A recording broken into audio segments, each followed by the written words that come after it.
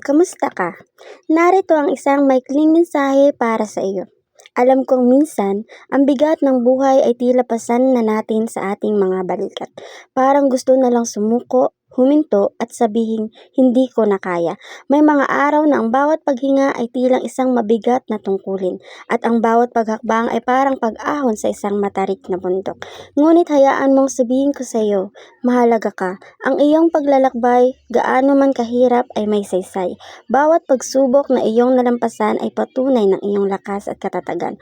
Bawat luha na iyong pinahid ay nagpapatunay ng iyong kakayahang magmahal at magdamdam.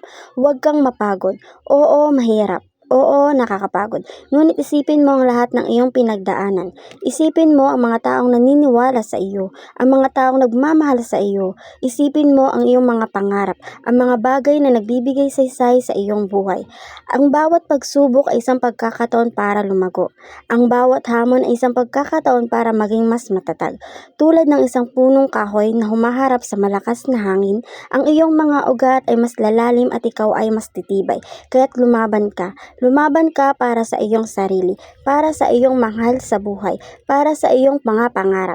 Ang tagumpay ay hindi laging mabilis o madali, ngunit ito'y palaging naghihintay sa dulo ng iyong pagtatiyaga. Huwag kang mapagod, huwag kang susuko. Ipagpatuloy mo ang iyong laban, naniniwala ako sa iyo. Naniniwala ako sa iyong kakayahan, patuloy kang sumulong. Maraming salamat at patuloy tayong lumaban sa buhay. Malayo pa, pero malayo na. Kaya laban, laban at lalaban tayo para sa ating mga pangarap. Yun lamang po, wag po natin kalimutang lumaban sa buhay at balang araw yung lahat ng mga pangarap natin ay matutupad din. Magtiyaga at magsipag lang po tayo at maniwala po tayo sa Diyos. Yun lang po, salamat.